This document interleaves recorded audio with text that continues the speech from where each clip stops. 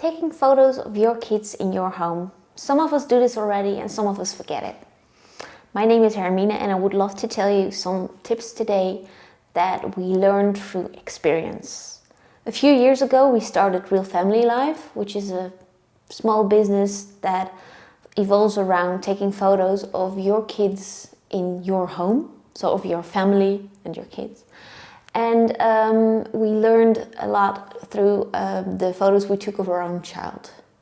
A few years ago we got Emily, and actually from the start Ramon started to take many photos of her, and after a few weeks I was engaged and took a lot of photos of her as well. And because of that we started Real Family Life, and we would like to share some tips with you today. Be honest. When you're taking photos of your own family, try to be as honest as possible. And of course it's great to have some photos of your kids smiling, or having photos of their birthday or of, well, Christmas or things like that. But try to be as inclusive of moments as possible. For example, this is a photo of Ramon smelling Emily's diapers. You may or may not know this situation, but sometimes you smell your kid to check if their diaper needs cleaning. And we found out that we actually did this quite often. The other photo is of Ramon dragging Emily's cart along on the beach. It's a great family moment that tells us more about how our vacation was. Actually, I don't really like it, but our kid watches television about 30 minutes a day.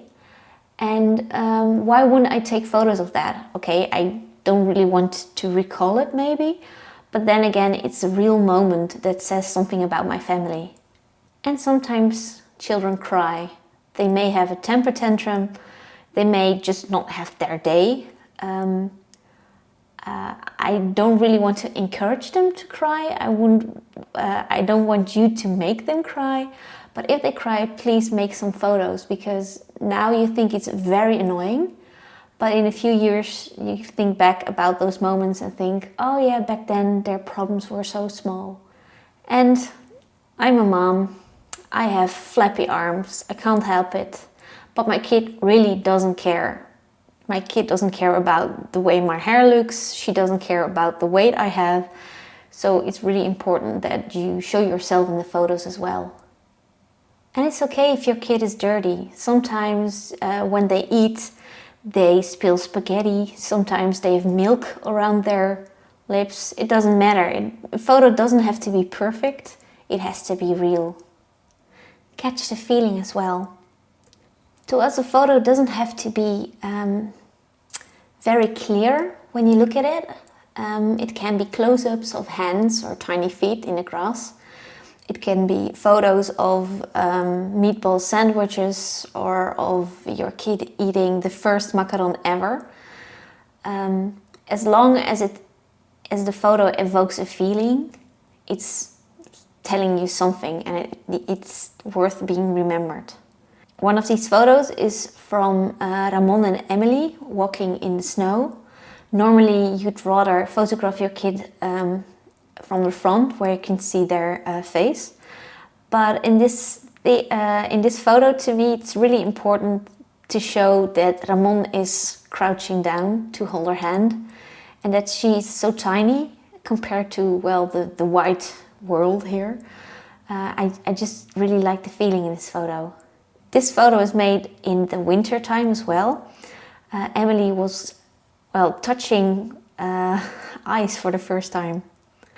And sometimes you just want to remember a really cute moment. Ramon and I and Emily went out for a little walk, and it was really cold, and I was so proud of her, because she could walk. She could barely walk actually, but well, she was walking. And this was one of our first little tiny Sunday afternoon strolls with her. No smiling, please. I think that one of the most important tips we can give you is to try to not make your kids smile in photos. When you look at these examples, you can see that, well, in some she is smiling, but it's a very genuine Emily kind of smile. Of course, it's nice to have a cheese kind of smile, but try to make photos of your kid as he or she really is. If we would have asked Emily to smile in these photos, they would have been totally different. And at the same time, maybe the same as all the other photos, because they would look alike. So in a few photos, you can see that her personality really shines through. And if you want, you can give some context in photos as well. For example, sometimes you're walking around in your own home or in your backyard, and you would normally not take a photo of it, but in a few years' time, your house will probably look different from now. So when you take photos of your kid and maybe your spouse in your home environment, these photos will tell a lot. So try to take photos with a wider angle, if possible. So not only close-ups, but more photos that show how life was at that moment. Try to take photos of moments that are really common, because in a few years' time they might not be that common. For example, this is a photo we took at the gas station where Ramon is getting gas for a car. Another photo we took was of Emily and Ramon on a typical day in the summer playing together in our backyard. A photo that's pretty standard actually, where Emily is leading Ramon into our front door. It doesn't show that much, but at the same time it shows us the way our house looked 1.5 years ago. We've also taken a few photos of Emily's bedroom. For example, this one with her tiny bed.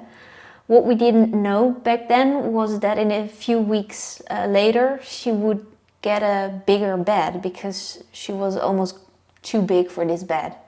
And a few weeks later we found out that I was pregnant with our second kid.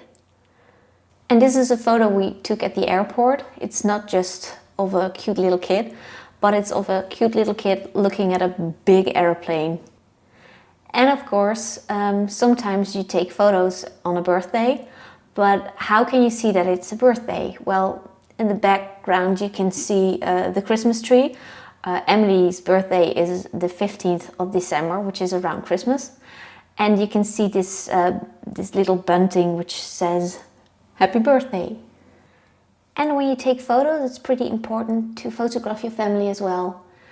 For example, my brother dines with us every Wednesday, and he loves to read out loud to our kid. So we take a lot of photos of him actually. And sometimes on birthdays we see a lot of our family, of course. They live quite a few hours driving away. So whenever they're here and something happens, we tend to take photos, not only of our kid, but of our family together with our kid. And well, when you have a camera and you have people of different generations together, make a generation photo.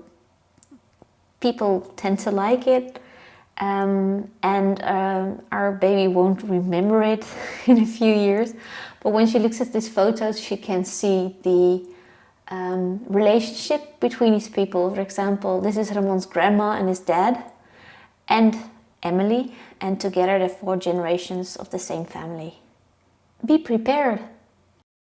If it's possible, try to have a camera ready at all times. It doesn't have to be a big camera. It doesn't have to be DSLR. When you have a mobile phone in your neighborhood, or an iPad or a tablet or anything that can take photos, please use it. Sometimes it's more important to have that moment captured than have it in a very, very great quality that you can print. These photos we took at moments when we really weren't expecting to photograph things. The other photo was taken during Ramon's sister's wedding, and it was a moment that we couldn't really anticipate happening, But then again, we were happy to be there with a camera to take these photos. And I would love to show you a few of the photos we took with our mobile phones. Their image quality is, well, less than perfect.